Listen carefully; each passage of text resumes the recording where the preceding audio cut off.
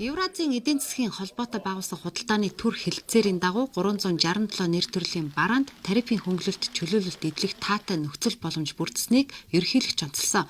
За мөн хүнсний хувьсгал хөдөлгөөн цагаан алт хөтөлбөрийн хүрээнд аж ахуй нэгж иргэдэд урд өмнө нь байгаагүй хэмжээний зээл олгож татварын хөнгөлөлт чөлөөлөлт үзүүлж байгаа нь бодит үр дүнг авчирч байгааг хүнс үдэ аж ахуйн хөнгөн үйлдвэрийн сайд хэлж байна. Хөрөнгө оруулалт, технологийн шинжилэл авчирч, малын гаралтай түүхэн эдийг гүн боловсруулан нэмэн үртэг шингэсэн бэлэн бүтээгдэхүүний экспортыг нэмэгдүүлж байна.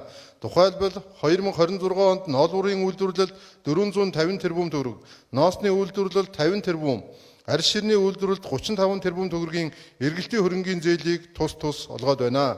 Өнөөдөр юуг онцолж байна гэхээр өнөөдөр барилгын салбарт арматура хийдэг болё. Импорт арматурыг одоо ордог арматура хийдэг бол гэж байна. Хүнсний хувьсгалыг хүнсний аюулгүй байдалтай хамт дэвшүүлж тавьсан явдал бол маш их ач холбогдолтой.